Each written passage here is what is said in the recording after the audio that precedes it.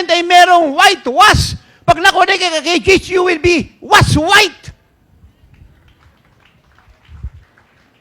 Kasi nga, pag nakunay ka sa Panginoon, kay bakla ka, kay tomboy ka, magkakaroon ka ng bagong puso, bagong nature, bagong espiritu, bagong buhay.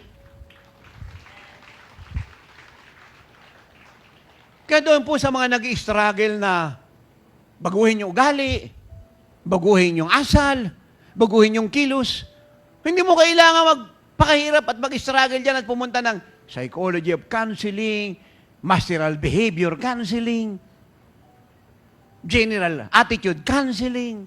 Hindi mo kailangang mag-struggle dito at magbayad at tumanap ng psychiatrist para maging counselor ng iyong defective behavior and character. Isa lang kailangan mo. Maranasan ng Panginoon, bibigyan ka niya ng bagong puso, bagong buhay, bagong kalikasan. At ito maganda, yung kalikasan niya, yun ang magiging kalikasan mo. Kaya kung ano siya, yun ka na. Dahil yung buhay na dala mo, buhay niya. At hindi lang yan.